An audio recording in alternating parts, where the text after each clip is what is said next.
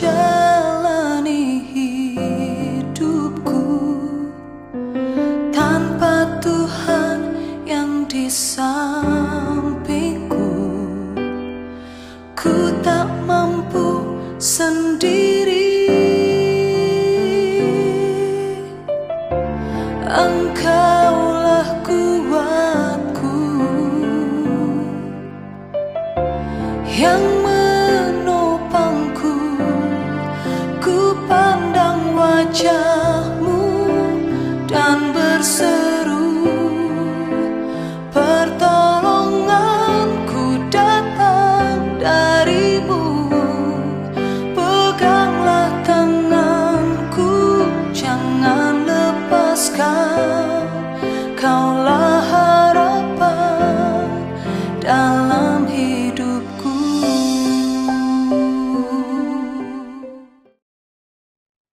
Selamat pagi, saudara-saudara yang terkasih. Salam sejahtera bagi Anda sekalian.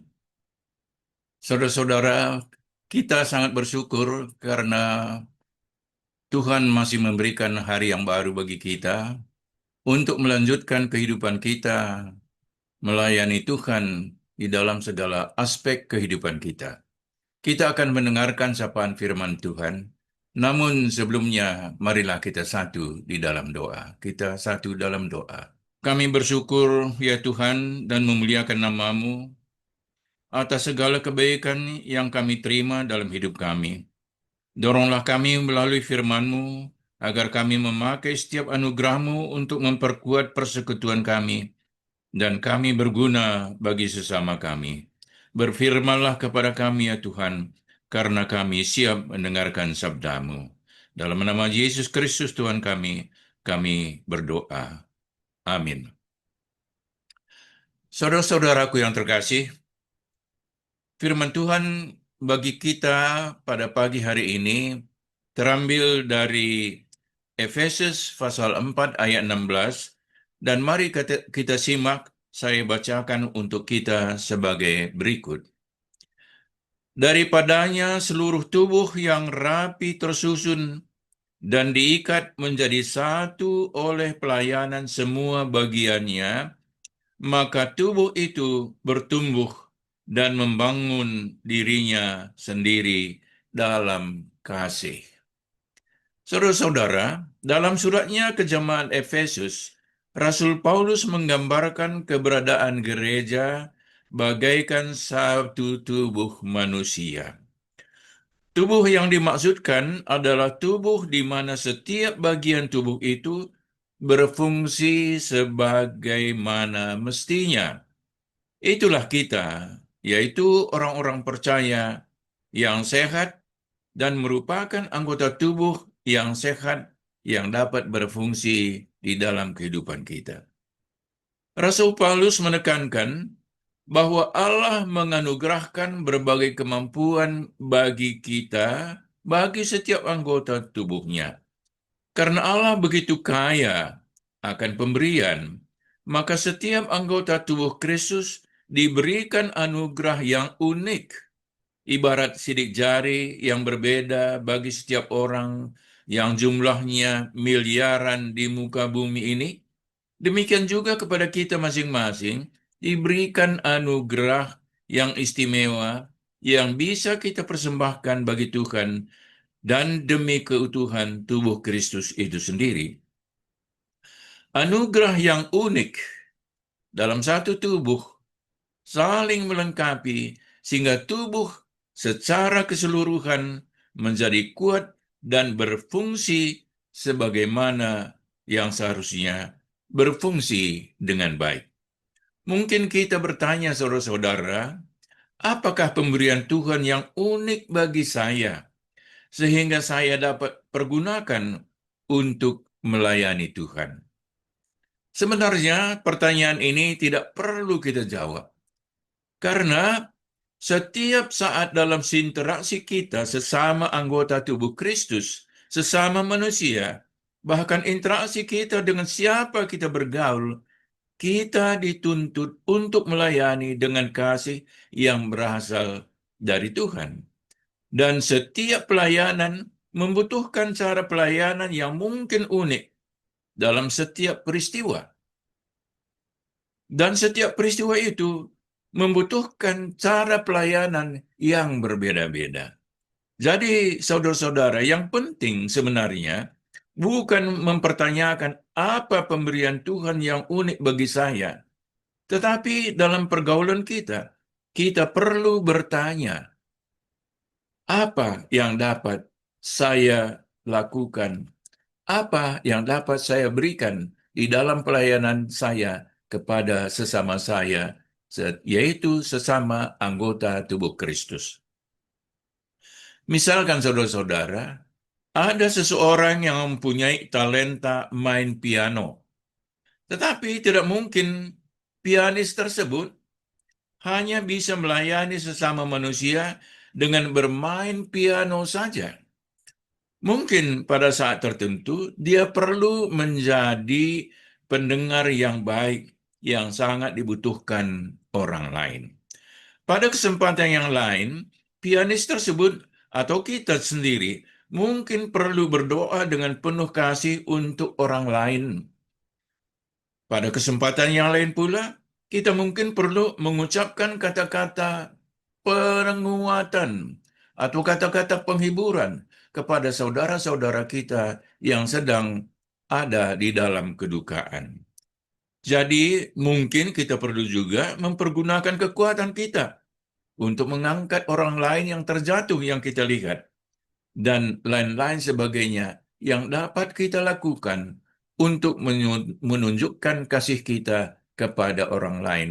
Kasih yang berdasarkan kasih berasal dari Tuhan kita Yesus Kristus. Jadi sekali lagi saudara-saudara, yang penting bukan mempertanyakan talenta apa yang saya miliki agar dapat melayani Tuhan dan sesama manusia, tetapi pertanyaannya adalah, apa yang dapat saya lakukan untuk melayani sesama saya manusia sebagai tanda kasih saya kepada Kristus yang saya nyatakan dengan mengasihi sesama dalam kesempatan dan situasi berbeda-beda sesuai dengan kemampuan yang Tuhan berikan kepada kita. Sebagai contoh, saudara-saudara, kita dan orang lain mengikuti kebaktian di satu gereja tertentu misalnya. Ada di antara kita sesudah pendeta selesai mengucapkan berkat, lalu langsung pergi meninggalkan gedung gereja tanpa bertutur sapa dengan orang lain sesama anggota jemaat. Dengan sikap seperti itu, saudara-saudara, kita patut bertanya, apakah sikap yang demikian dapat mencerminkan kata-kata Rasul Paulus, seluruh tubuh rapi tersusun dan diikat menjadi satu oleh pelayanan semua bagiannya? Saudara-saudara, nas renungan kita menyatakan bahwa selayaknya setiap orang Kristen tidak cepat-cepat menghindar dari orang lain, karena setiap orang dari kita harus memikul tanggung jawab untuk melayani dengan kasih, untuk membangun tubuh Kristus sesuai dengan karunia Tuhan yang ada di dalam diri kita, yang Tuhan anugerahkan kepada kita masing-masing. Dan karunia itu hanya dapat terlihat dan dipraktekkan dalam interaksi, dalam pergaulan kita bersama-sama dengan orang lain, bersama-sama dengan anggota tubuh Kristus yang lain.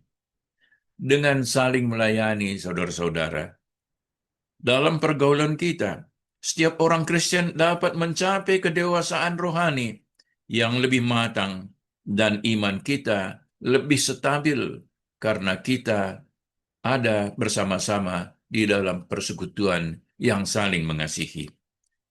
Persatuan, kesatuan, dan pelayanan kita kepada sesama mendapatkan kekuatan serta inspirasi dari pengorbanan Kristus di kayu salib, serta kemampuan yang Allah berikan kepada kita masing-masing sebagai anugerahnya. Jadi sebagai penutup, saudara-saudara, Marilah kita renungkan, sudahkah saya terlihat atau terlibat dengan orang Kristen lainnya, membangun tubuh Kristus dan melayani Kristus dengan kemampuan yang Allah anugerahkan untuk saya? Maka saudara-saudara, ketika kita pergi menuju kegiatan kita masing-masing pada hari ini, marilah kita berjanji kepada diri kita masing-masing, aku akan melayani dan memuliakan nama Tuhan sesuai dengan kemampuan yang dianugerahkan Tuhan kepada saya. Pada saat saya bertemu dengan saudara-saudara saya sesama manusia. Semoga kehidupan kita sepanjang hari ini dapat bermanfaat bagi sesama kita dan memberikan kemuliaan bagi nama Tuhan. Amin. Mari kita berdoa.